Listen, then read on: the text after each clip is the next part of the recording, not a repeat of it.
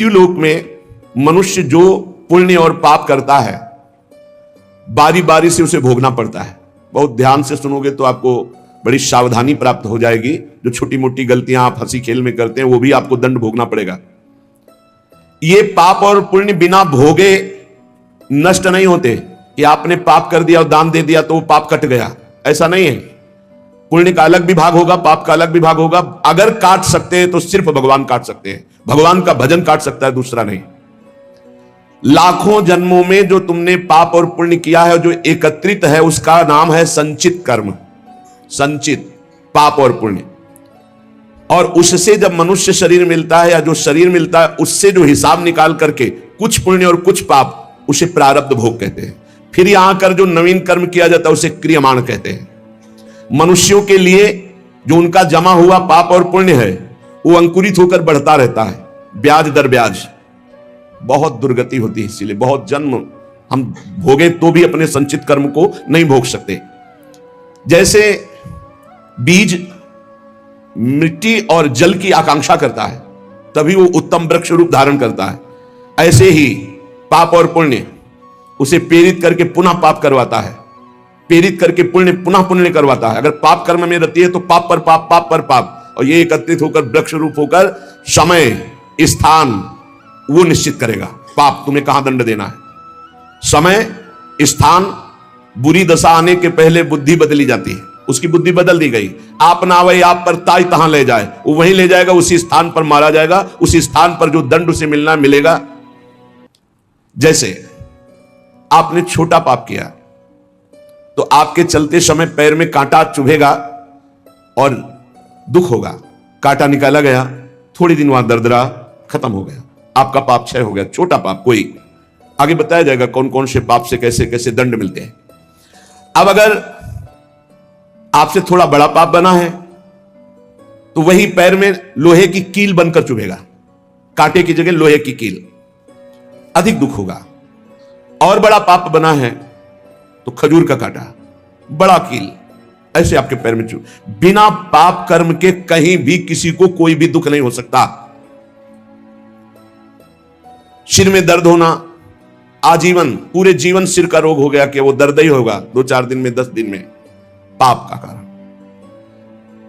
अपथ्य भोजन, सर्दी सहन न होना, गर्मी सहन न होना, हर समय हृदय जलते रहना, पाप का लक्षण। भिन्न भिन्न पाप भिन्न भिन्न प्रकार के दुख देते हैं दीर्घ काल तक। शस्त्र और अग्नि आदि का भय ये पाप के कारण होता है। अनेक जन्मों के संचित पाप कोई इसी जन्म के केवल नहीं है, वो केवल मंडराते रहते हैं आकाश में दंड देने के लिए, समय इंतजार करते हैं। जैसे नरक में पड़े हुए जीव तुम देख रहे हो, घोर पाप का फल भोग रहे हैं।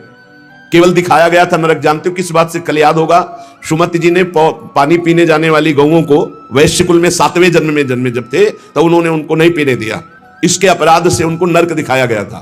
तो वो यमदूतों से प्रश्न करते जाते हैं और उनका उत्तर यमदूत देते जाते हैं। ये जो तुम देख रहे हो तड़पते हुए जीवों को नरक में, महापापी लोग हैं, अपने पाप का फल भोग रहे हैं। जब कोई पुण्यात्मा होता है तो स्वर्गलोक में जाता है, देवताओं के साथ रहता है, गंधर्व उसका गुणगान करते हैं, अप्सराओं का नाना प्रकार से सुख उठाते हैं। और जब पुण्य भोग क्षीण हो जाता है तो फिर यहां आकर के मनुष्य लोक में अपने कर्मानुसार जन्म लेते हैं। राजन, ये जो तुमने पूछा कि किस किस पाप से पापियों को कौन कौन सा नरक में दंड मिलता है, वो मैं बतला रहा हूं। जो नीच मनुष्य कामना और लोभ के वशीभूत होकर दूषित दृष्टि से हर स्त्री को भोग भाव से देखता है, जिसको देखता है बस काम भाव से देखता है। बोले जो दुष्ट दूषित भाव से माताओं बहनों को भोग दृष्टि से देखता है, तो यहां बड़ी बड़ी चोंच वाले वज्र के समान, जिनकी चोंच ऐसे गिद्ध बार बार हजारों वर्ष उनकी आंखों को नोचते और खाते रहते हैं, वो आंखें बार बार होती रहती हैं, बार बार निकालते, यही वहां है कि मरना नहीं है। उनकी दोनों आंखों को वज्र तुल्य नरक के पंछी बार बार निकालते हैं और खाते हैं, और उनके पुनः नए नए नेत्र उत्पन्न हो जाते हैं। इस पापी को पलक झपकने तक के लिए विश्राम नहीं मिलता, निमिष तक के लिए कि थोड़ा चैन मिल जाए, महान दुख होता रहता है। हजारों वर्ष तक उसको इस नेत्र दर्द पीड़ा भोगनी पड़ती है। और फिर जब मृत्युलोक में जन्मता है तो नेत्र रोगी पैदा होता है। वो यहां पैदा होगा नेत्र रोगी, या नेत्र ही नहीं है या नेत्रों में दिखाई नहीं दे रहा, कई तरह के व्यवधान। जिन्होंने नेत्रों का दुरुपयोग किया, अब जिन लोगों ने, जिनको तुम देख रहे हो इनकी जबान काटी जाती है, बार बार जबान नोची जाती है, ये वही लोग हैं जो शास्त्र का गलत उपदेश किए हैं, गलत अर्थ किए हैं, अपनी वासना की पूर्ति के लिए शास्त्र का गलत प्रयोग किए हैं, जो किसी को गलत सलाह दी है, तो इनकी जबान बार बार छोटे छोटे हिस्से में तलवार से काटी जाती है। शास्त्र का उल्टा अर्थ बताया, उसकी जबान को वहां हजारों वर्ष काटा जाता है। खिलवाड़ नहीं, प्रश्न उत्तर कर देना। अगर आपका उत्तर गलत है तो आप नरक जाएंगे। प्रश्न करता तो आप पर श्रद्धा करके पूछ रहा है और आपने मनमानी उत्तर दे दिया और वैसा आचरण कर दिया तो उसको पाप नहीं लगेगा, पाप आपको लगेगा क्योंकि आपने आदेश किया है और आपकी दुर्गति हो जाएगी। इसीलिए अनाधिकारी को जब जनक जी महाराज विदेह राज ने पूछा, निमि जी ने नवयोगेश्वरों से कि मैंने यही प्रश्न कर्म के विषय में सनकादि से पूछा था, वो मौन थे, कोई उत्तर नहीं दिया, क्यों? तो बोले उस समय आपका ज्ञान जागृत नहीं हुआ था, आप उस समय अनाधिकारी थे, कर्म का बड़ा सूक्ष्म विषय होता है, इसीलिए वो मौन थे। ऐसा नहीं कि हर प्रश्न का उत्तर फटाक से दे दे, और वो गलत है अगर उत्तर तो शास्त्र सम्मत नहीं है तो उत्तर देने वाले को नरक का दंड मिलेगा, उसकी जबान हजारों वर्ष वहां काटी जाएगी। जो शास्त्र का गलत अर्थ करता है, जो शास्त्र को अपनी वासना पूर्ति के लिए घुमा करके बोलता है, जो किसी को बुरी सलाह देता है, उसकी जबान यहां काटी जाती है, जो देख रहे हो। और हे सुमति जी, जो वेद की निंदा करते हैं, देवताओं की निंदा करते हैं, संतों की निंदा करते हैं, वैष्णव की निंदा करते हैं, गुरु की निंदा करते हैं, गुरु पर दोष दृष्टि करते हैं, गुरु को वक्र दृष्टि से देखते हैं, क्रोध दृष्टि से, उन सब को यहां भयंकर वज्र तुल्य वाले जिनकी चोंच है, ऐसे पक्षी गिरा गिरा करके उनके अंगों को नोचते हैं, जबान, आंख और उनके शरीर के अंगों को। जितने निमेष तक उनके द्वारा ये जिह्वा जनित पाप हुआ है, उतने हजार वर्ष तक उनको पक्षी नोचते हैं। जो नराधम बिना दोष के दो मित्रों में फूट डाल देते हैं, एक दूसरे की चुगली करके, पिता पुत्र स्वजन में भेद पैदा कर देते हैं। और जो पुरोहित, बहुत ध्यान देने योग्य बात, अनुष्ठान का संकल्प लेता लेकिन अनुष्ठान पूर्ण नहीं करता, जजमान को क्या पता? जो पुरोहित जजमान से नियत संख्या ले ली धन और अनुष्ठान पूरा नहीं किया, या जो अपनी माता और पिता का अपमान किया, जो अपनी शरणागत, अपने अर्धांग विराजमान पाणी ग्रहण की हुई पत्नी का विविध प्रकार से अपमान और शोषण किया, वो यहां आरे से चीरे जाते हैं हजारों वर्ष तक। दिखाया, देखो ये बीच आरे से आराम आराम से एक एक अंग चीरे जाते हैं। उस पुरोहित को भी दंड मिलता है, उस पुत्र को दंड मिलता है जो माता पिता का अपमान, उस पति को दंड मिलता है जो पत्नी का शोषण, उस पत्नी को दंड मिलता है जो पति से छल करती है। आप खुली आंख इनकी दुर्गति देख सकते हैं। जो दूसरों को कष्ट देने का स्वभाव बना लिया है, बातचीत चेष्टा से कष्ट ही देना है, जो दूसरों की प्रसन्नता में जलते हैं, जो दूसरों की घरों में, सोए हुए घरों में आग लगा देते हैं या फसलों में आग लगा देते हैं और उनको प्राणांतक कष्ट देते हैं, उन अधम पापियों को यहां जलती हुई आग में जलाया जाता है। तुम देख लो, तपती हुई बालू डालकर उनको भूना जाता है और यहां आग में उन्हें जलाया जाता है। जो एक जगह निमंत्रण मिला, फिर दूसरी जगह निमंत्रण मिला, तो पहले निमंत्रण वाले को छोड़ करके दूसरे के यहां निमंत्रण पाकर फिर पहले वाले के यहां निमंत्रण पाने गया, ऐसा नहीं है। यह नरक का कारण बन जाएगा। एक जगह निमंत्रण है, वहां गए, अगर हम भूखे हैं तो भूखे, नहीं मिला तो नहीं मिला, अब दूसरे दिन देखा जाएगा। 2 3 4 निमंत्रण, ऐसा नहीं। जो ब्रह्मर्षि किसी देव कार्य के लिए, पितृ कार्य के लिए यजमान के द्वारा निमंत्रित किया गया और वो दूसरी जगह भोजन कर लिया, दूसरे निमंत्रण को स्वीकार करके फिर उसके यहां भोजन करने गया, तो उसको यहां नरक में 2 टुकड़े करने वाला दंड मिलता। बार बार उसके 2 टुकड़े, ये बार बार बहुत जगह भंडारा, बहुत जगह निमंत्रण, ये ऐसा नहीं है। सिद्धांत है, तुम भूखे हो तो एक जगह चले जाओ और अपना पेट भरो, भजन करो। ये नहीं कि 5 जगह चले गए तो खूब दक्षिणा 5 जगह की मिली तो सुन लो। ये तस्मा शास्त्रम प्रमाणम, ये शास्त्र है, मनमानी नहीं। पहले ऐसा कभी ब्रह्म ऋषिजन नहीं करते थे। 5 घरों में भिक्षा मांग लो, या निमंत्रण है तो एक जगह जाके पेट भर लो जो रूखा सूखा मिले। ये 14 जगह भंडारा, 14 जगह निमंत्रण, तो उसकी व्यवस्था है। ये नरकगामी बना देगा, बुद्धि भ्रष्ट हो जाएगी। जो सदैव कड़वी बातें बोलकर लोगों के दिल पर चोट पहुंचाते रहते हैं, कुछ लोगों का ऐसा स्वभाव होता है, जब बोलेंगे तो हृदय की पीड़ा प्रकट हो ही जाए, ऐसा उनका है। ऐसे हैं वो, ऐसे बोलते हैं कि अत्यंत पीड़ा दे। ऐसा करने वालों को यहां के पक्षी टूट पड़ते नरक में लाते हैं, नोच नोच करके उनको खाते हैं। जो यहां किसी की चुगली करता है, उसकी जिह्वा तेज छुरे से बार बार ऐसे चीरी जाती है, फिर पूरी हो जाती है, फिर चीरी जाती है। जिन्होंने उद्दंडतावश अपने पूज्य जनों का अनादर किया, उनको मारा पीटा, गुरुजनों को, अपने गुरु को, माता को, पिता को, बाबा को, पितामह को, ये पूज्य जन है, ये गुरु के समान पूज्य है। जो अपने गुरुजनों को, पूज्य जनों को अनादर करता है, दंड देता है, मारता है, पीटता है, वो देखो ये कुंड बने हैं विष्ठा के, पीब के और मूत्र के। मूत्र का कुंड, विष्ठा का और पीब का, नीचे करके मुख उन्हीं कुंडों में डाल दिया जाता है, ऊपर से पैक कर दिया जाता है। हजारों वर्ष वही खाओ वही सड़ो, कितना भयानक कष्ट है। नीचे के मुख करके उसमें डाल दिया जाता है। जो लोग भोजन बनाने, बहुत ध्यान से सुनो, भोजन बनाना उद्देश्य रखो, यज्ञ है, यज्ञ के लिए भोजन बना रहे हैं, सबके हृदयों में भगवान है, पहले भोग लगाओ श्री भगवान का, फिर दरवाजे पर निकलो और आसपास झांक के देखो, कोई पशु पक्षी, कोई मनुष्य, कोई संत महात्मा, कोई भूखा तो नहीं दिखाई दे रहा। अगर एक गाय है, कुत्ता भी, तो घर से जाओ, रोटी लाओ, पहले उसे डालो, भगवत स्वरूप मान करके पहले। फिर अपने घर में जो बड़े बूढ़े हैं सबसे पहले उनको पवाओ, बच्चे जो हैं उनको पवाओ। अच्छी अच्छी चीज तुम पालो, बड़े बूढ़े नहीं, अभी आगे आएगा, उनको भी दंड मिलता है। तो जो रसोई बनाए तो उसे भाग लगाना चाहिए, देवता का भाग, अतिथि का भाग, कौवे का भाग, गाय का भाग, और अपने जो पूर्व के बुजुर्ग जन हैं पहले उनकी सेवा। अच्छा, जो भी रसोई बने, भगवान का भोग लगाया, दरवाजे तक गए, अतिथि को देखा, एक गौ के लिए ग्रास निकाला, एक कौवा पक्षी आदि के, जरूर जरूर, ये नहीं निकालोगे तो पाप है। गीता जी में कहा जो अपने लिए पका के पाता है वो पाप पाता है। तो जो अभ्यागत, अपने बुजुर्ग और अतिथि, अब कोई साधु महात्मा आया, माना कोई भी हो, वो दरवाजे में पुकारा, राधे श्याम, आप छुप नहीं सकते, आपको निकलना पड़ेगा। हाँ, राधे राधे, क्या चाहिए, क्या सेवा करूं आपकी? आप जल पिएंगे, आप भोजन पाएंगे? नहीं, मुझे पैसा चाहिए। वो नहीं दे सकता, खत्म खेल, आपका आदर हो गया।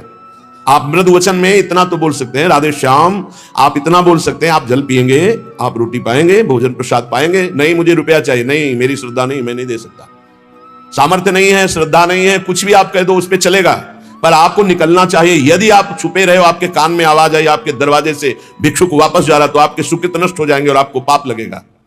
ये धर्म है, अतिथि देवो भव। देना ना देना वो आपके ऊपर की बात है, लेकिन मृदु वचन, जल और भोजन, ये तीन तो प्राय सब नहीं, कुछ है, एक फल दे दे। अगर वो कहता है मुझे भूख लगी है, तो आप वहीं गेट के बाहर बैठे, परिचय नहीं है इसलिए, घर में जो सदस्य पुरुष वर्ग का, उससे 2 रोटी भेज दीजिए। जो दुष्ट आए हुए अतिथि का अपमान कर देता है, अतिथि देवो भव, बड़ी महिमाएं गृहस्थ धर्म में अतिथि सेवा, साधु सेवा की, उसे यहां पीब चाट चाट के पवाई जाती है नरक में। उनका बुरा हाल होता है, बहुत सावधानी। इसीलिए धर्मात्मा पुरुष एक एक कार्य को बहुत धर्मपूर्वक, जो यहां दूसरे के भाग का अपहरण कर लेते हैं, पंगत में एक ही भोजन चलना चाहिए, ऐसा नहीं छुपा होना चाहिए कि 10 लोगों को और 10 लोगों को और।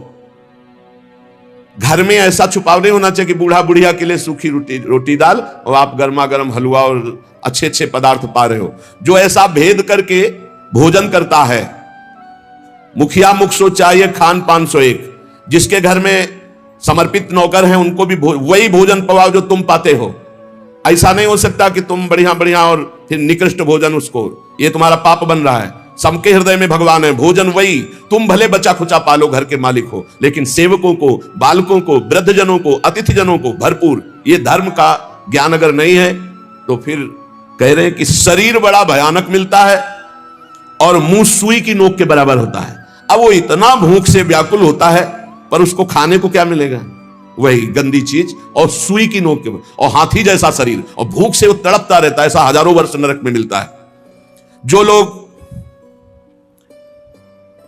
पंक्ति में ब्रह्म ऋषियों को, वैष्णवों को बैठाल दिया, जैसे कई कि अपने रिश्तेदार आए तो पुआ पूरी हलवा, और अगर साधु महात्मा आए तो हृदय में जलन हो रही है। ऐसा भक्त चरित्रों में पाया गया है कि भक्तजन आए तो देख करके जलन पैदा हो गई और कहा हम बीमार हैं, हमसे नहीं हो पाएगा। और जब उनका भाई आया तो पुआ खीर और सब चकाचक।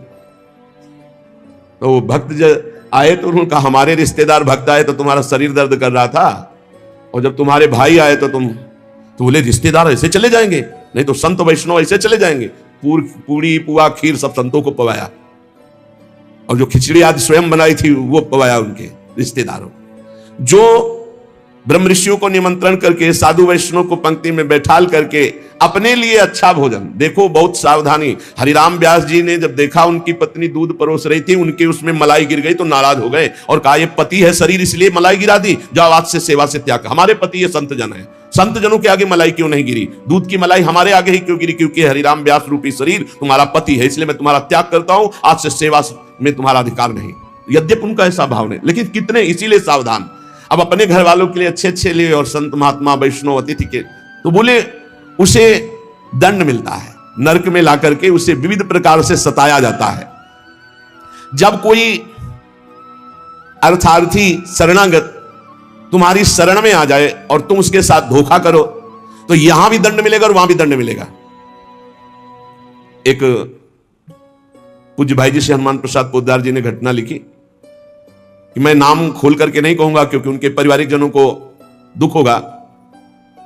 मेरे परिचय के थे भाई जी महाराज के, मेरे परिचय के थे, गांव भी लिखा है, गांव का नाम भी लिखा है कि वो मेरे परिचय के थे और दो भाई थे।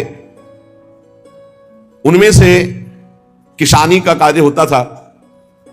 किसानी के बहुत पुरानी घटना नहीं है भाई जी महाराज के, कुछ वर्ष की है, अक्षरशः सत्य है।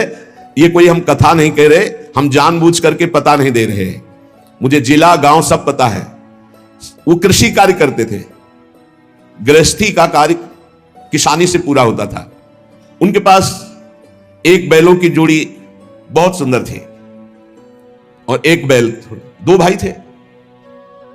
एक दिन संध्या काल के समय जो व्यापारी थे बैलों के, उनको पता चला गांव में दो किसानों के पास बहुत सुंदर दो जोड़ी बैल हैं, एक जोड़ी से उनका काम चल सकता है, आप प्रयास करेंगे तो एक जोड़ी बेच देंगे। अर्थ है आपकी शरण में आया है तो आपको अपने प्राणों की बलि चाहे देनी पड़े, उसकी हानि नहीं होनी चाहिए, शरणागत की हानि नहीं होनी चाहिए। अगर हानि हो गई तो नरक की गति मिलेगी और यहां भी दंड मिलेगा तत्काल। ये महत् पाप है, शरणागत का त्याग महत् पाप है। अब वो दो व्यापारी थे, अब वो कई बैल खरीदना बेचना उनका काम था। वहां आए और उस समय 12,000 रुपए की जोड़ी तय की। उनको बहुत अर्थ लगा, 12,000 रुपए मिल रहे, दो से काम चला लेंगे, फिर गौवे हैं बछड़े हो जाएंगे, फिर काम चले। 12,000 रुपए ये देंगे और ये व्यापारी हैं, उनके पास थैला भी था तो और भी रुपए होंगे।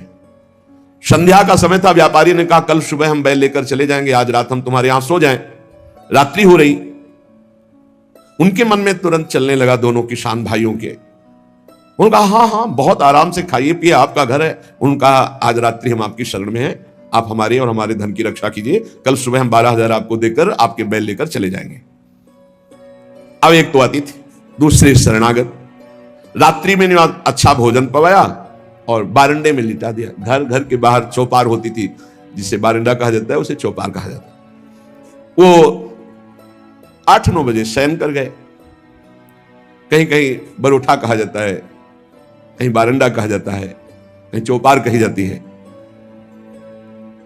अब दोनों ने अपनी पत्नी से विचार किया कि अगर इन दोनों को मार दिया जाए तो बैल भी नहीं जाएंगे, 12,000 तो मिलेंगे भी, और भी व्यापारी है, पैसा इसके पास है, बहुत आनंद रहेगा। ये भाव बिल्कुल नाशकारी, क्योंकि उस शरण में है तुम्हारी, वो अतिथि है, बिल्कुल। ये तो मतलब लोक परलोक तत्काल नष्ट कर देता है, तत्काल। इसे महत् पापों में कहते हैं, और महत् पाप तत्काल प्रभाव दिखाता है, तत्काल।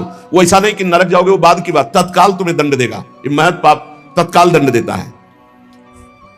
उनके हृदय में हत्या करने का पूरा विचार बन गया, पाप भरी योजना। पत्नी उनकी सहयोगी हुई तो पत्नी ने कहा पहले लाश गाड़ने की व्यवस्था तो सोचो, घर में तो गाड़ी नहीं जा सकती। तो उन्होंने कहा हमारा खेत है बगल में गन्ने का, हम दोनों जा रहे हैं और एक ही गड्ढे में दोनों को दबा देंगे, इनके नाप का गड्ढा खोद के अभी आते हैं। वो अति शीघ्र गन्ने के खेत में जाके गन्ना काट के और गड्ढा खोदने लगे। दैव योग से एक पड़ोसी को सोच लगी, भगवान का विधान होता, जाको राखे साइया मार सके न कोई। वो सोचा बगले में गन्ने का खेत है, यही निपट लेते। पहले शौचालय तो हुआ नहीं करते थे, गांव के बाहर खेतों में दूर जाना होता था। अब वो गन्ने के खेत में बगले में जाके, अब ये बोले इतने में 2 आ जाएंगे, उसको लगा ये रात्रि में क्या प्लान बना रहे हैं। नजदीक गए, बोले देखो एक को नीचे कर देंगे, एक को ऊपर कर देंगे। बोले कहीं पाप तो नहीं हो रहा? बोले 20,000 रुपया उसके पास है, तुम पाप की सोच रहे हो? उनको जो सोच गया था उसकी सोच तो हो गई, उसने सोचा कोई घटना हो रही, तो उनका दोनों को मार करके इसी में गाड़ देंगे, 2 गड्ढे खोदने की जरूरत नहीं। अच्छा 2 हैं और देखो कोई जानेगा नहीं, बरूठे में ही तो पड़े हैं और सो गए होंगे। फौरन उसने जल से पवित्र हुआ, भागा, उनके घर में गए, पड़ोसी ही था, वहां दोनों को जगाया और कहा ए अभी चलो हमारे साथ, कहां तुम्हारा पैसा ले लो। और वो भगवान की प्रेरणा से बचाने के लिए तो उनको संशय भी नहीं हुआ, फौरन अपने झोला लिए जिसमें रुपया रखे थे और वैसे ही गद्दा बिछा हुआ, वैसे ही रजाई रखी हुई अपने घर में ले गया और कहा इन दोनों भाइयों ने मारने का प्लान और गड्ढा खोद दिया है, चुप यहीं शांत में। और उनके दोनों के एक लड़के थे जो नौटंकी देखने गए थे गांव के। कर्म बड़ा निकृष्ट संकल्प किया था, इसलिए पाप कर्म प्रेरित करके उन लड़कों के मन में है कि हमें नाटक अच्छा नहीं लग रहा। छोटे से कहा चलो यार हमें अच्छा नहीं लग रहा, हमें सोने का मन है। दोनों मस्ती से बातचीत करते हुए आए तो देखा बरूठे में गद्दा बिछा है और रजाई। तो उनका शायद माता पिता ने सोचा हो कि रात्रि में पता नहीं कभी आएंगे तो दरवाजा खोलना पड़ेगा, यहीं सो जाते हैं। दोनों मुंह ढक करके उसी में सो गए।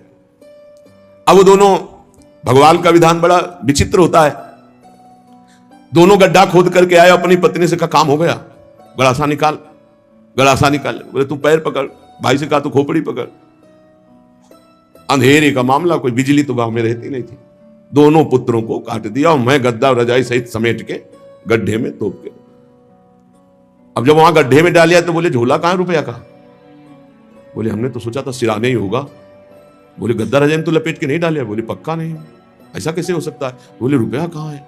अब वो तो बड़े चिंतित कि जिसके कारण मारा वो रुपया नहीं। और फिर गए गड्ढा खोदा और जब देखा कि हमारे लाला, हमारे ही पुत्र, ओ ना तो चिल्ला सकते हैं ना रो सकते हैं, ढूंढा वहां पैसा नहीं, ना वो जिनको मारना था वो थे नहीं, अपने बेटों को मार दिया। सुबह हुआ फिर पड़ोसी निकाल के लाया उनको, कहा ए भाई बड़ा सुंदर प्लान बना रहे थे इन दोनों को मारने का, पैसा भी सुरक्षित और ये भी सुरक्षित, अब हम जा रहे हैं सरकार से रिपोर्ट करने। दोनों को जेल हुई, दोनों पुत्र मारे गए, दोनों पत्नी और पति सहित सजा को प्राप्त। अगर शरणागत है, कोई धन लिए हुए है, आपके समीप आया हुआ है और आप थोड़ा भी लालच करके उनका अहित करना चाहते हैं तो शरणागत का अहित सोचना मात्र अहित कर दिया, ये तो यहां दंड मिला, पूरा जीवन बर्बाद हो गया, पूरा जीवन बर्बाद हो गया। पति पत्नी जेल में, लड़का मार डाला, रह क्या गया, सब बर्बाद, और अब नारकी गति भी होगी।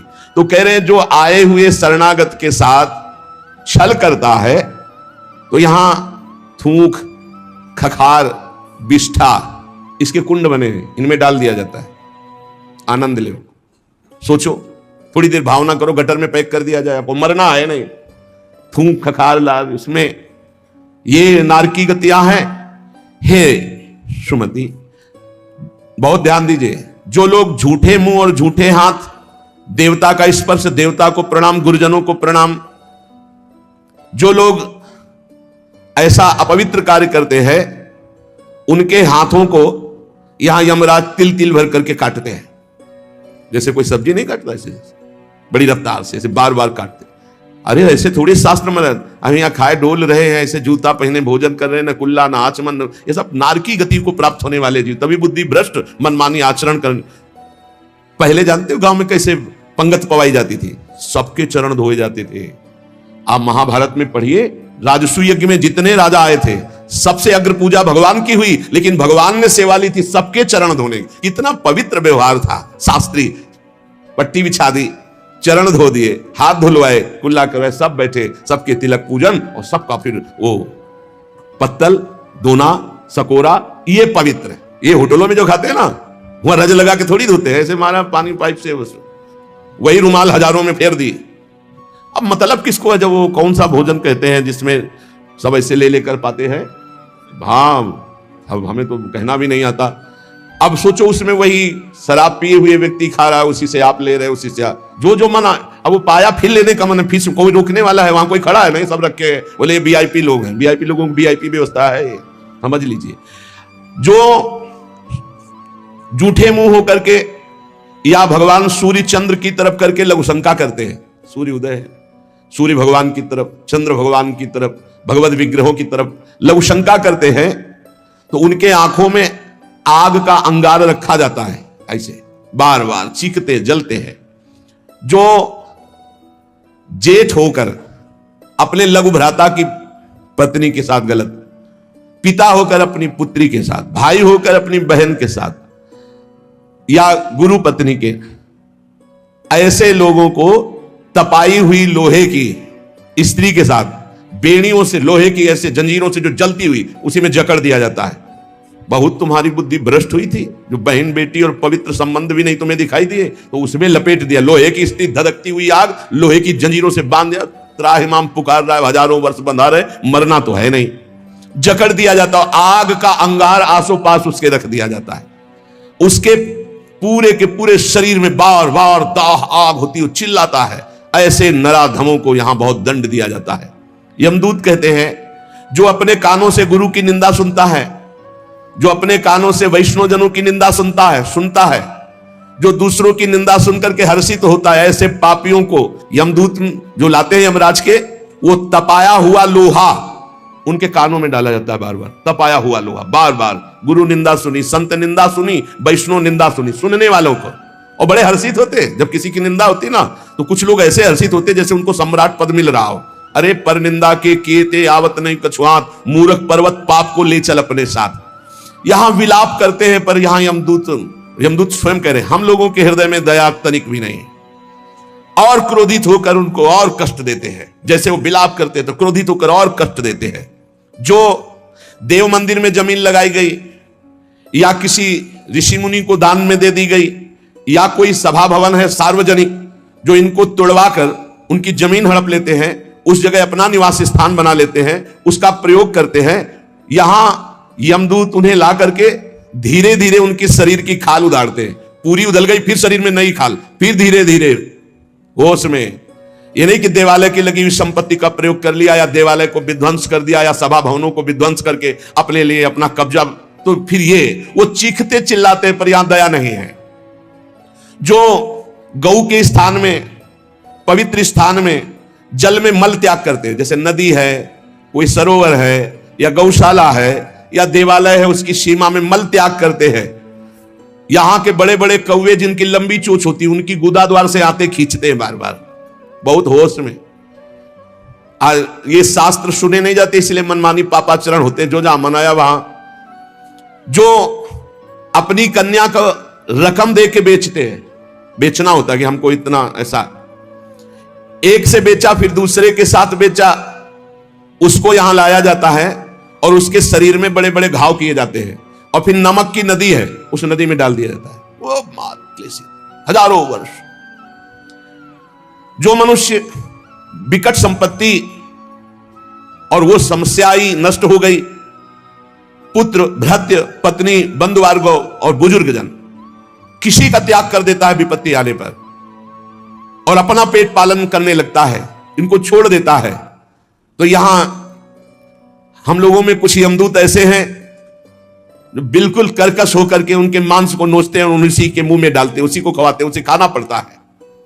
जो मनुष्य अपने पुण्यों को यहां बेच देते हैं, उनकी बड़ी दुर्गति होती है। जैसे 1 घंटा नाम कीर्तन करेंगे 500 रुपया लेंगे, अमुक कार्य करेंगे अमुक रुपया लेंगे। जो अपने पुण्यों को बेच देते हैं, कई तरह से बेचना होता है, और उनकी व्याख्या कहां तक करें।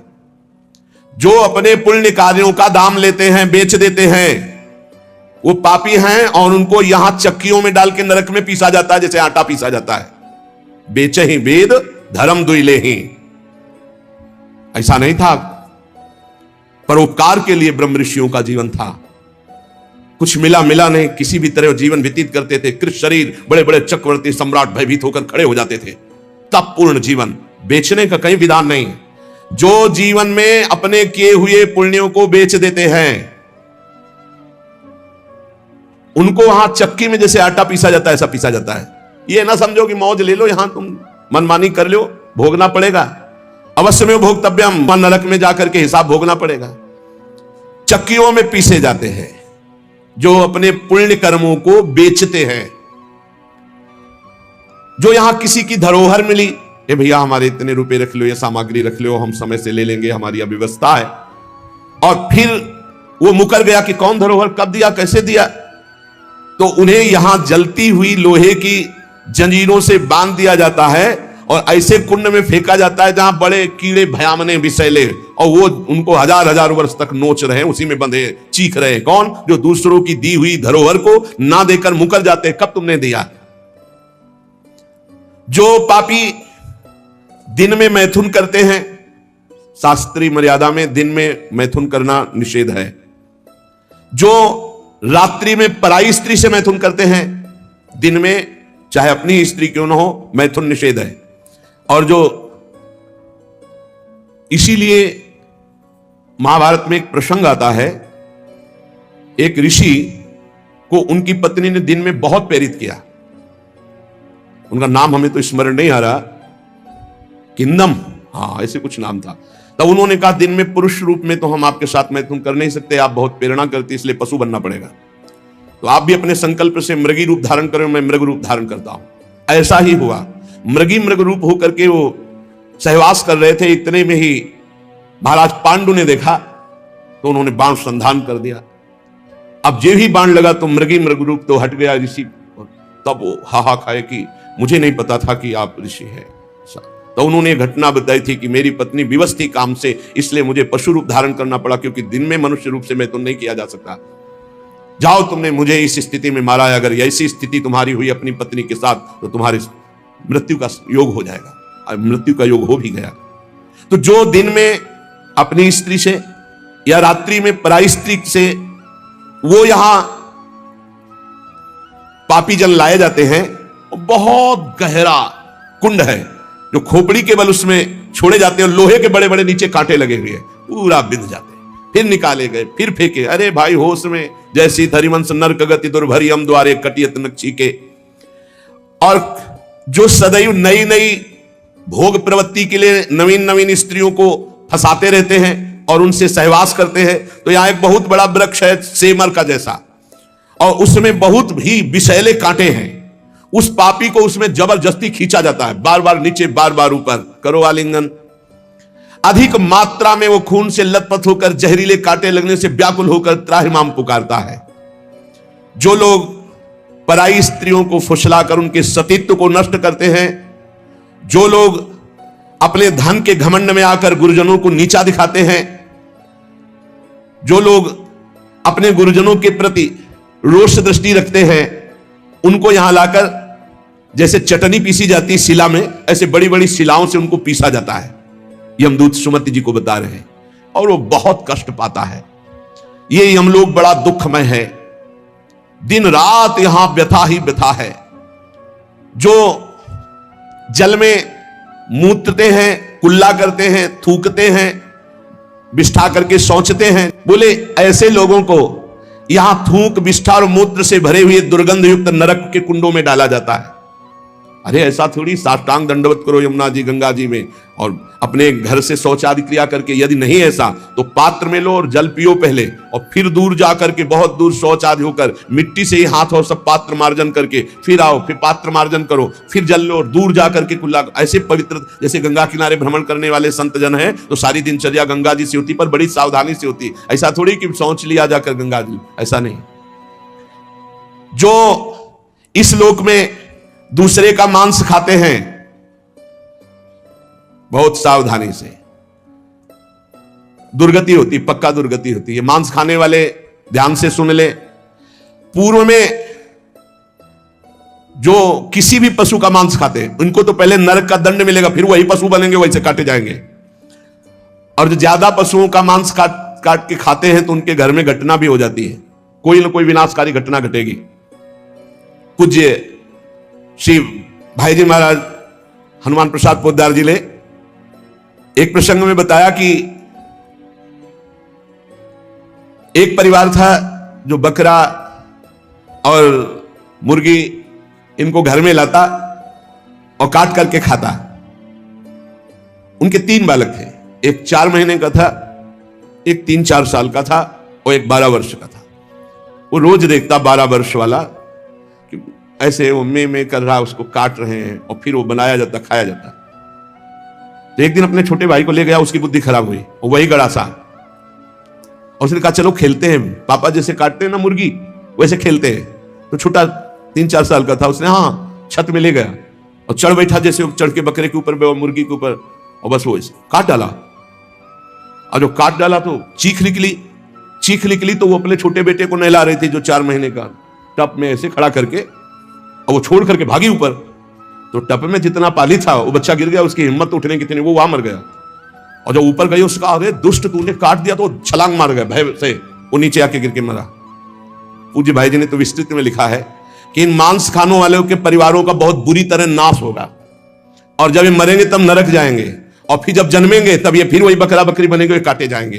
होश में रहो, समय आने दो, कर्म अवश्य में भोक्तव्यम, तुम्हें भुगाएगा, रो नहीं पाओगे। एक आगरे से आते थे तो उनका नाम मुश्किल है छोड़ पाना, बड़ी मतलब एक जैसे होता है ना रंगबाजी से, आपका आदेश तो उसी का मुश्किल है छोड़ पाना। तो बढ़िया स्वर्णिम उसकी पट्टे की घड़ी और बढ़िया नक्शे से, हर दांत बता रहे थे कि हर समय पान खाते रहते हैं। 2-3 महीने में झांझरी फिर गई थी। कैसे? कैंसर डॉक्टर ने बता दिया, मुश्किल है अब छोड़ना, शरीर छूटेगा। मर गया। मुश्किल है तो शरीर ही छूट जाएगा। इसका शरीर छूटना तो मुश्किल नहीं है, क्योंकि मरण धर्मा शरीर है। होश में पूरा परिवार नष्ट हो गया। जो यहां दूसरों के मांस को खाते हैं तो बड़े बड़े हाथियों से उनको पहले कुचलाया जाता है, चिरवाया जाता है, फिर कोल्हू में पेरा जाता है। बढ़िया आनंद लो। यहां जो कर रहे हो इसका बहुत लंबा हिसाब होगा। लोग सोचते हैं कि ये गप है, 5 मिनट में हिंसा की आजीवन कारावास, लाखों जुर्माना, तुम्हें यहीं से अनुमान लगा लो। यहां तो बहुत छोटा हिसाब किताब है, वो तो अनंत ब्रह्मांडों का हिसाब किताब है। आप विद्धास्तु यैर्वेदा वन्यास्य हिताग्नि भी ता इमे शैल श्रृंगाग्रात पात्यंदे धा पुनः पुनः। जो अपने पूर्वजों को पिंडदान नहीं देता, हवन नहीं करता, शास्त्र मर्यादा के अनुसार नहीं चलता, जो बिना पाणी ग्रहण किए व्यभिचार करता घूमता रहता है, ऐसों को बड़े बड़े ऊंचे पर्वत से नीचे खोपड़ी के बल फेंका जाता है। और जब नीचे गिरता है तो बड़ी बड़ी विषैली चींटियां चिपक जाती है और काटती है। अब और सावधानी की बात, जो पापी पुरुष के द्वारा दिया हुआ दान लेता है, स्वीकार करता है, पापी होश में ये रुपए की गड्डी नरक पहुंचा देगी।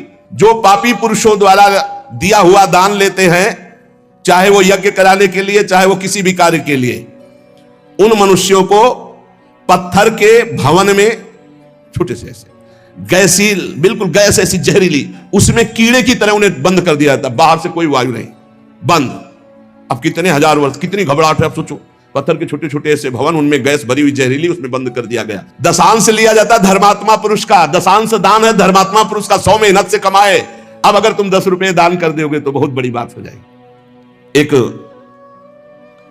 गरीब आदमी बड़ी मेहनत से अपना पेट पालता था, तो एक किसी व्यापारियों के संग में था। तो सब व्यापारी बड़े बड़े अपने अच्छे पदार्थ भोजन के, वो खिचड़ी लाया था घर से, कहीं यात्रा में था, और उसका नाम भोला भी था। भोला किसान आदमी, तो अपनी थाल में रख के पानी भरने के लिए गया, इतने में कुत्ता आ गया। एक कुत्ता खा, वो दूर बैठ गया, कुत्ते को खा गया। सब व्यापारी उसका मजाक उड़ा रहे थे। फिर अपनी थाल ली, मांझ करके रख दिया, और जो जल था उसी को पी लिया। रास्ते में जा रहे थे, एक भयानक ब्रह्म राक्षस प्रकट हुआ। अलग अलग कोटि के प्रेत भी होते हैं, अब तो सबके होश उड़ गए। भोला एकदम सीधा आदमी था। ब्रह्म राक्षस ने कहा सबको मार देंगे हम व्यापारी। तो भोला ने कहा शुरुआत हमसे करो। तो उनका तुम्हारे ऊपर तो हाथ नहीं उठा सकते। क्यों?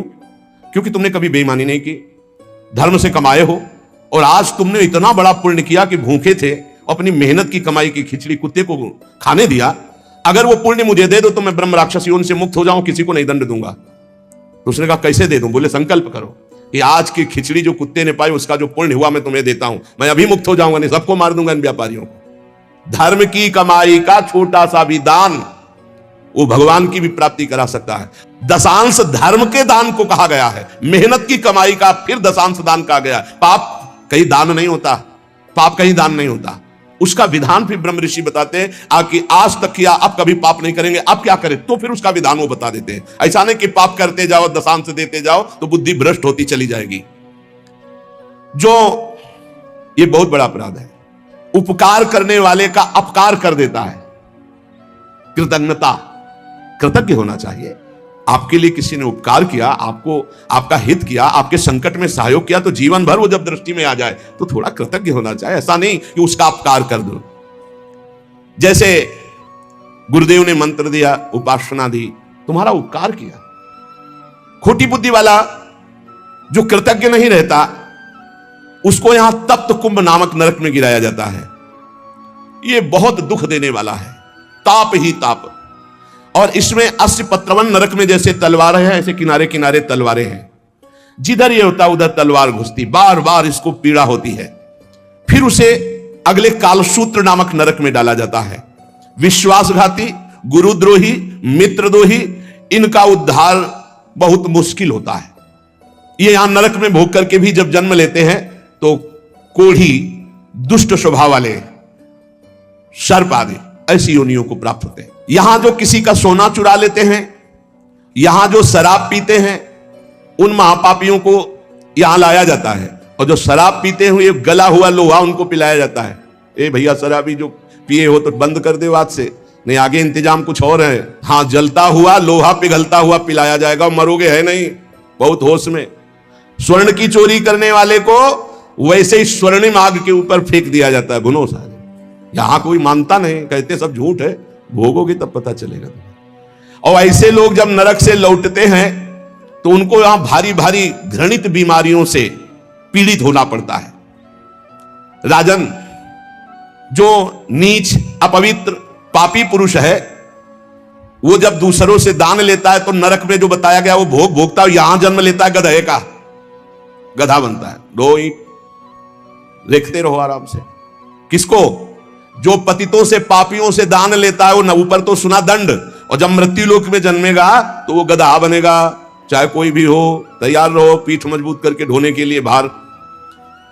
जो अधिकारी नहीं है, पतित है, उससे जो पैसे के बल से पूजा करवाता है, यज्ञ करवाता है, उस द्विज को जब नरक जाके पहले भोगेगा और फिर लौटेगा तो विष्ठा का कीड़ा होना पड़ेगा। जो पैसे के बल से पतितों को भी, आओ पूजा कर ले, आओ यज्ञ करवा देते हैं तुम्हारी, नहीं, पहले जजमान का परीक्षण होता है, अधिकार होता है। ऐसे द्विज को नरक से लौटने पर विष्ठा का कीड़ा होना पड़ता है। जो अपने गुरुदेव के साथ छल करता है, अहंकार करता है, कपट करता है, उसे पागल कुत्ते की योनि मिलती है। उसे नरक भोगने के बाद पागल कुत्ते की योनि मिलती है। जो गुरु की संपत्ति का अपहरण कर लेता है, मनमानी आचरण करता है, तो उसे यहां यही दंड मिलता है, अर्थात कुत्ते की योनि प्राप्त होती है। जो अपने माता पिता वयोवृद्ध का अपमान करता है, कटुवचन करता है, उसे यहां पक्षी की योनि प्राप्त होती है, जो बीमार रहता है हर समय, पक्षी, कष्ट से युक्त पक्षी की योनि। जो अपनी भाई की स्त्री का गलत भाव, तो वो कछुए की योनि प्राप्त होता है, बड़ा कष्ट में जीवन उसका व्यतीत होता है। जो यहां अपने मालिक के साथ दगाबाजी कर देता है, वो बंदर की योनि को प्राप्त होता है। जो दूसरे की धरोहर हड़प लेता है तो नरक भोगने के बाद वो नाली में कीड़ा बनकर के रेंगता है। जो दूसरों के दोष देखता रहता है, वो नरक भोगने के बाद यहां अंधा पैदा होता है, आंखों से अंधा पैदा होता है। जो अपने मित्र या अपने प्रियजनों के साथ विश्वासघात करता है, वो मछली की योनि हजारों बार जन्म लेता है। जो मनुष्य यहां जौ, तिल, धान, अन्न इसकी चोरी करता है या अनाज के खेतों में आग लगा देता है, वो नरक भोगने के बाद यहां नेवला और चूहे की योनि प्राप्त करता है।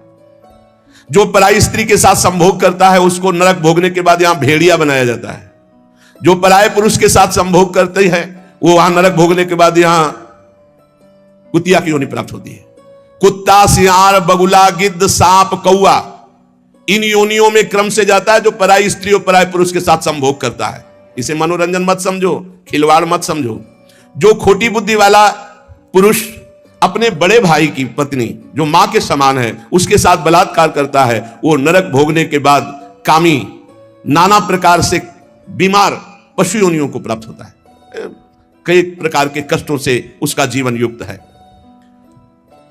जो अपने मित्र की पत्नी से विश्वास दिलाकर, मित्र को विश्वास दिलाकर उसकी पत्नी, वो यहां के सुअर पैदा होता है, सुअर बनता है।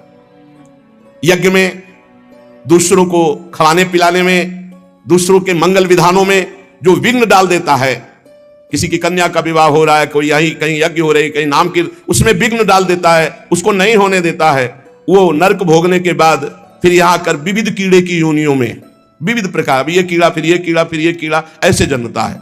जिसने देवता या ब्रह्म ऋषि उनको ये बोल दिया कि मैं ये दूंगा, आपको ये दूंगा, और फिर नहीं दिया, कर्जा है तुम्हारा, ऐसे नहीं बोलना चाहिए, ऐसे नहीं बोलना चाहिए। अयाचक वृत्ति से जो रहते हैं, कभी नहीं, महाराज हम आपका ये काम कर दें, आपको ये दे देंगे, आपको एक कर्जा हो गया, अब अगर नहीं दिया तो नरक भोगोगे, और नरक से निकलने के बाद कौआ बनोगे। जो अपने पूजनीयों का अपमान करता है, बड़े भाई का अपमान करता है, वो क्रौंच पक्षी के रूप में जन्म लेता है।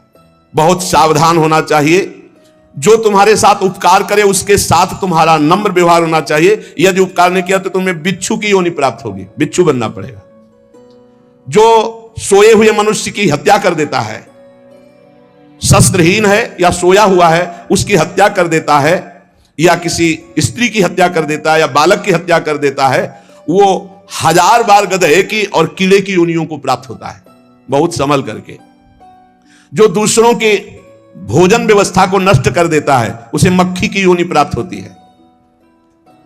अन्न चुराने वाला बिल्ली की योनि, घृत आदि चुराने वाला चूहे की योनि, जो दूसरे के अर्थ की चोरी करता है सर्प की योनि, दूध वाले पशु या दूध आदि चुराने वाले बगुले की योनि, इसी तरह डांस, चींटी, बिलैया, बहुत सी योनियों की प्राप्ति होती है। हे महाराज, मैं तुम्हें कहां तक बताऊं, ये जितने जीव हैं ये सब नरक से आए हुए हैं। एक मनुष्य योनि भगवान ने कृपा करके दी है, जिससे हम अब भगवान की प्राप्ति कर सकते हैं। जब कोई जैसे कर्म करता है उसको दंड मिलता है। तो सुमति जी ने कहा, पूरे जीवन का पता कैसे चलता है?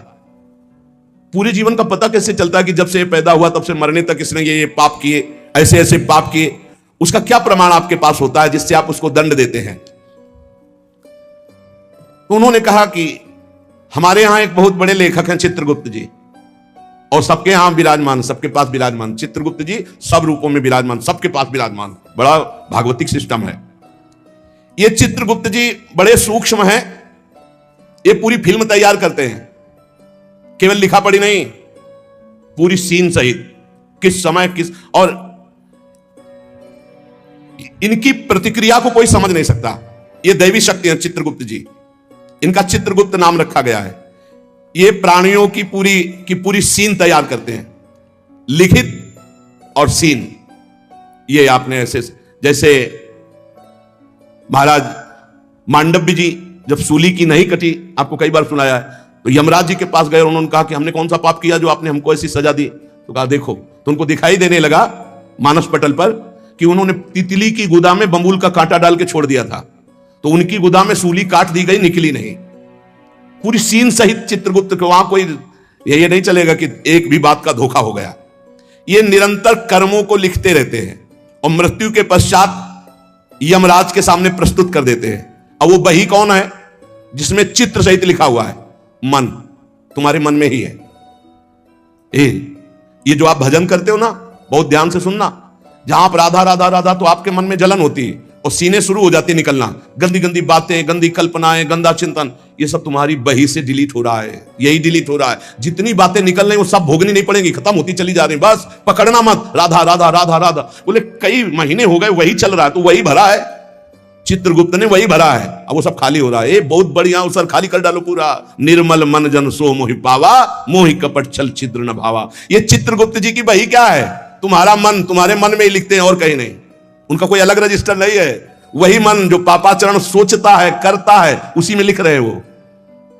बहुत सुंदर बात है, जो भजन करते हुए निकलते हैं ना, बिल्कुल डिलीट हो रहे हैं। इतना भजन करो, पूरा खाली कर डालो, जीवन मुक्त हो जाओगे। कार्यों का जो भी लेखा जोखा चित्रगुप्त जी लिखते हैं, उसी के अनुसार फल मिलता है। ये चित्रगुप्त जी वास्तव में हमारे अंतर मन में लिख रहे हैं बैठे हुए, जो निरंतर हमारे कार्यों का चित्र सहित लेख कर रहे हैं। गुप्त है, उस रजिस्टर को केवल धर्मराज पढ़ सकते हैं, दूसरा नहीं, और चित्र सहित है, इसलिए उनका नाम है चित्रगुप्त। मन रूपी रजिस्टर को कौन पढ़ सकता है? पूरा अनंत जन्मों का जैसे सुमति जी कह रहे थे 10,000 वर्ष जन्म का मैं देख रहा हूं, तो देख क्या रहा हूं, उसी में है, तुम्हारी चिप में है, मन रूपी चिप में। इन्हें ईश्वरीय शक्ति प्राप्त है चित्रगुप्त जी को। ये सत्यनिष्ठ, कभी एक भी बात व्यर्थ नहीं लिखते, वही लिखेंगे, किसी का पक्षपात नहीं रखते। ये निष्पक्ष हर कार्य भागवती की ईश्वरीय शक्ति से सुरक्षित होकर लिखते रहते हैं, और उस लेखन को, उस घटना को जैसी हुई है चित्र सहित अंकित कर देते, चित्र सहित। कोई चित्रगुप्त की लिखी हुई बात में परिवर्तन नहीं हो सकता।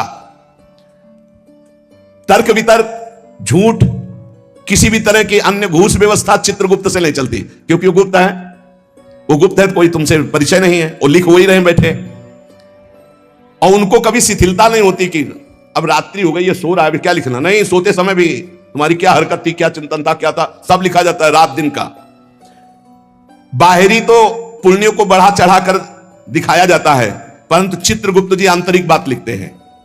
जैसे आपने बाहरी 1 लाख रुपए अमुक ने दान किए और आपका उद्देश्य था कि मेरा नाम हो जाए, तो वहां लिखा जाएगा व्यर्थ दान 1 लाख रुपए का, इसका कोई फल नहीं, क्योंकि समाज में तालियां और वाहवाही सुन ली है।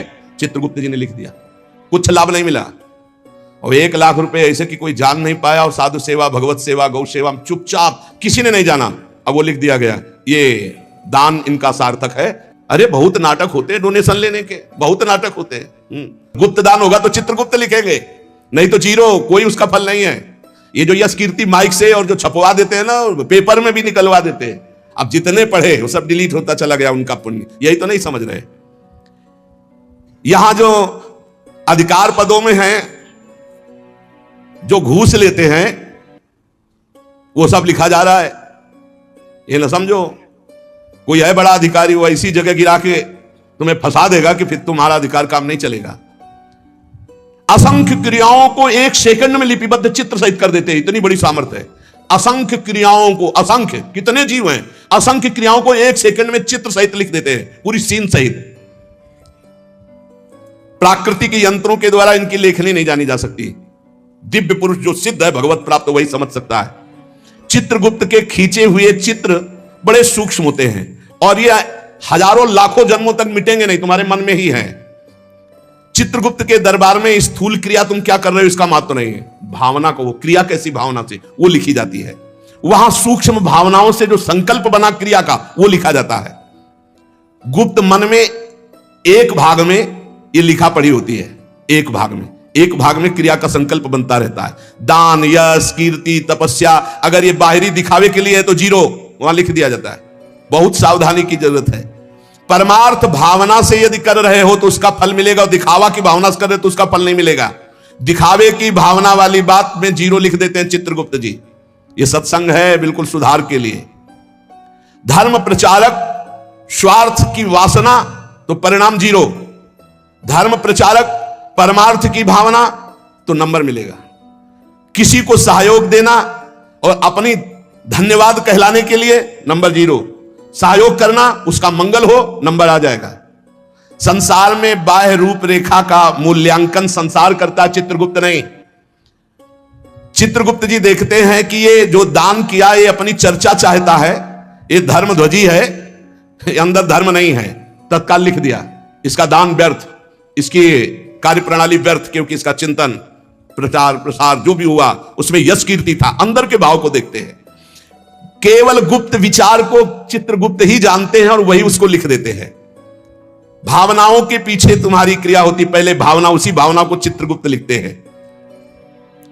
एक गरीब आदमी ने बड़ी मेहनत से कमाकर, बहुत दैन्य होकर के 10 रुपए दान किए। उस 10 रुपए के दान के बराबर धनी आदमी का 10 करोड़ रुपया भी नहीं होगा, लेकिन वो गरीब आदमी जो सकुचा करके मुझ गरीब के पास गया और 1 रुपया 10 रुपया दिया। इसलिए हमने देखा बड़े संतों को कि अगर किसान और गरीब आदमी 100, 200, 500 भी चाहते, लाओ लाओ, और बड़े प्यार से ले लिया, और वहीं 18-20 लाख MLA दे रहते तो उनको जाओ नहीं। ऐसे हमने देखा, बड़े गुरुजनों को देखा जो पूर्व संन्यास मार्ग में थे। क्यों? क्योंकि वो मेहनत से कमाया हुआ, दैन्य होकर के खून पसीने की कमाई वो दे रहा, वो भजन करवाएगा। बहुत सावधानी की। चित्रगुप्त जी दिव्य दृष्टि संपन्न है, वो सबकी सूक्ष्म गुप्त मानसिक, वहीं से सारी क्रियाएं होती हैं, संकल्प से वो सब लिखते रहते हैं। अतः मनुष्य जन्म मिला है सब प्रकार के बाहरी बनावटों से बचकर सच्चे मार्ग से चलकर भगवान की प्राप्ति इसी जन्म में की जाए। पूज्य भाई जी महाराज ने कहा प्रारब्ध बदल नहीं सकता। ये लोगों का प्रश्न रहता है कि ये भजन करने वाले साधु महात्मा या धर्म से चलने वाले इतना कष्ट क्यों पाते हैं? तो उनका संचित कर्म भस्म हो जाएगा, क्रियमाण निष्फल हो जाएगा, अकर्म हो जाएगा, लेकिन प्रारब्ध उनको भी भोगना पड़ेगा। प्रारब्ध ना तो किसी संकल्प विकल्प अनुष्ठान से काटा जा सकता है, उसको भोग के ही काटा जा सकता है। प्रारब्ध का विनाश नहीं हो सकता। प्रारब्ध ना काटा जा सकता है ना बदला जा सकता है, प्रारब्ध केवल भोगा जा सकता है। बहुत ध्यान से सुनना। परंतु यदि अधिक भजन हो जाए प्रारब्ध से, प्रारब्ध है मानो 50 और भजन हो गया 100, तो नवीन प्रारब्ध की रचना हो जाएगी तुम्हारा कि अब इस जन्म में तुम्हारा कल्याण हो जाएगा, तुम आगे सुख प्राप्त करोगे, तुम उत्तम लोगों को जाओगे, लेकिन पूर्व प्रारब्ध तुम्हें भोगना पड़ेगा। और अगर इतना भजन हो जाए कि पूर्व प्रारब्ध को मिटा दे, तो फिर भजन का मतलब क्या रहा? प्रारब्ध मिटा दिया, शरीर छूटा, लाभ तो मिला नहीं। इसलिए भजनानंदी कभी अपने प्रारब्ध को नहीं मिटाते, प्रारब्ध को भोग लेते हैं और भजन के बल से भगवान को प्राप्त होते हैं।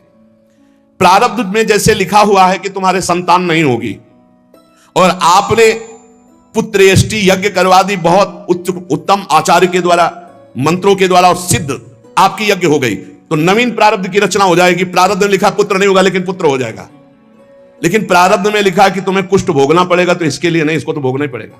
कुछ प्रारब्ध ऐसे है, जैसे आपका प्रारब्ध बहुत बुरा भोगने का है और कोई ऋषि मुनि संत महात्मा आप पर प्रसन्न हो गया, तो नवीन प्रारब्ध की सुख संपादन की व्यवस्था हो जाएगी। या वरदान दे दे वो, जे आपने बहुत कोई यही तमंगल कर दिया, बड़े सुखी हो, और वो साप दे दे, तो वहीं से नवीन प्रारब्ध रचना हो जाएगी, अब नष्ट होना शुरू हो जाएगा। आपके प्रारब्ध में नहीं था नष्ट होना, लेकिन वो तपोबल से युक्त है, वो नवीन प्रारब्ध रच देंगे, तुम्हारा बुरा या तुम्हारा भला। देखने में बुरा लगेगा, लेकिन आज तक किसी महात्मा से किसी का बुरा नहीं हुआ। वो साप दे दिए हैं, वो उनको किसी भी योनि में भेज दिए, लेकिन भगवत साक्षात्कार करा दिए। संत ते होए न कारजहारी। प्रारब्ध का निर्माण संचित कर्मों से होता है, जो संचित कर्म जमा है।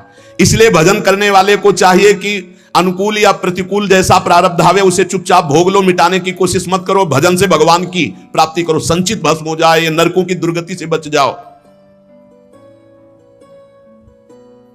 भगवान के मार्ग में चलने से संपूर्ण पाप और नारकी गतियां नष्ट हो जाती हैं। बिल्कुल सिद्ध बात है। नाम संकीर्तनम जैसे सर्व पाप प्रणाशनम। ये जो आज आपने सारी चर्चा सुनी, इस चर्चा में जितने दंड विधान सब पे पोछा लग जाएगा यदि राधा राधा राधा कृष्ण कृष्ण कृष्ण हरि हरि जपोगे। इसीलिए हम हर प्रश्न का उत्तर नाम देते, नाम, क्योंकि नाम के समान नाम है। इससे बड़ा कोई साधना नहीं, इससे बड़ा कोई दान नहीं। बस बचते रहो, कहीं कोई ऐसा कर्म न बन जाए जो तत्काल तुम्हारे प्रारब्ध को बदल दे और बुरा प्रारब्ध ले आवे। साधु अवज्ञा तुरंत भवानी, कर कल्याण अखिल के हानि। साधु वैष्णव भगवत भजनानंदी जनों से थोड़ा डर के रहो कि कहीं इनके दिल को हमारा वचन, हमारी चेष्टा दुखद ना हो जाए, कहीं कोई हम इनकी निंदा न कर बैठे, कहीं कि इनका अपराध। साधु एकमात्र ऐसा है, वैष्णव साधु भगवत भजन करने वाला, कि तुम्हारे सारे सुकृतों को एक पल में नष्ट कर सकता है। भक्तन निंदा अति बुरी भूल करे जिन कोय, किए सुकृत बहु जन्म के छिन में दारे खोए। भगवान का नाम कीर्तन, भगवान की कथा में बड़ी अपार सामर्थ्य है। एक भयंकर प्रेत एक कथावाचक कथा करके जा रहे थे, तो रास्ते में वो भयंकर प्रेत प्रकट हो गया। बार बार इधर उधर उधर प्रकट होता। कई बार घटना ऐसी देखी है, आंखों देखी है। वो तभी समझ में आता प्रेत है जब कभी इधर कभी इधर, कभी सामने कभी पीछे कभी आगे। अब वो तो एक पूर्व के समय में था, तो एक हाथ में लालटेन थी संध्या के समय, एक हाथ में पोथी थी भागवत की। अब वो छू सकता नहीं था, बार बार भयावह रूप रखता। उन्होंने कहा कि हमें लग गया है पता कि आप अधोगति को प्राप्त कोई जीव हो, प्रेत योनि को प्राप्त हो। थोड़ा तो डर लग रहा है हमें, पर हमें तुम छू नहीं सकते हो क्योंकि मैं नाम जपता हूं, मेरे साथ भागवत है। प्रेत ने समीप आकर कहा कि डर नहीं लग रहा तो अब मैं तुमसे बात करता हूं। मैं तुम्हें तंग करने नहीं आया। और रोने लगा। मैं अपना उद्धार कराने आया हूं। तुम पिता के समान हो, जो नाम जप करता है, भगवत चर्चा करता है, वो सारे चराचर को पुत्र के समान प्यार करता है। मैं भी तो आपका पुत्र हूं। मैं दुर्गति को प्राप्त हो गया हूं। आज तक मुझे ऐसा कोई दिखाई नहीं दिया जिससे मेरा कल्याण होता। आज आप दिखाई दिए जिससे मेरा कल्याण होगा। मैं बुढ़वा नाम का प्रेत हूं जो पानी में ही रहता हूं, पर पानी नहीं पी सकता हूं। बड़ी दुर्गति होती है। इसी तालाब में रहता हूं, रास्ते से निकलने वालों को देखता रहता हूं कि कोई ऐसा निकले जो मेरा उद्धार कर दे। मैंने कभी किसी का प्रेत योनि में कुछ नहीं बिगाड़ा है, परंतु अब मेरा चैन हट गया, अब बहुत व्यथा, बहुत कष्ट हो रहा है। हरिनाम या हरि कथा दो से ही मेरा उद्धार हो सकता है। और रो रो करके दूर से ऐसे गिर पड़ा चरणों में। तो उन्होंने कहा अगर ऐसी बात है तो आज आप चैन से जहां चाहो रह लो, कल से मैं अपने घर में आपको निमंत्रण देता हूं आना, और घर में ही हम 7 दिन भगवान की कथा कहेंगे, तुम्हारा कल्याण हो जाएगा। और हर कथा की शाम को नाम कीर्तन तुम्हारे लिए करेंगे। पंडित जी ने उसके प्रारब्ध को नष्ट कर दिया। 7 दिन की कथा, 7 दिन का नाम कीर्तन, वो बुढ़वा प्रेत भगवान के धाम को गया। जैसे 7 दिन की कथा धुंधकारी को परम पद। भगवान का नाम और भगवान की कथा ही नारकी योनियों से बचा सकती है। इसलिए सबसे प्रार्थना है, जितना बने रामकृष्ण हरि जपो, राधा राधा जपो। जहां कहीं भगवान की कथा सुनने को मिले विशुद्ध, वहां कथा सुनो। अगर बन जाए तो दूसरे का हित करना, कभी पाप मत करना, क्योंकि ये पाप निश्चित भोगना पड़ता है, बड़े बड़ों को भोगना पड़ता है। अवश्य में भोक्तव्यम कृतम कर्म शुभाशुभम। इसलिए डरते रहो कोई पाप न हो, और खूब नाम जप करो, भगवान नाम कीर्तन करो, दूसरों का मंगल करो, दूसरों की सेवा करो। परहित सरिस धर्म नहीं भाई, पर पीड़ा सम नहीं अघमाई। जो दूसरों को दुख देते बहुत पाप बोझा लाद करके फिर नरक जाते हैं। इसलिए खूब नाम संकीर्तन करो, भगवत चर्चा करो, नाम जप करो। शेष चर्चा आगे। श्री राधा वल्लभ लाल।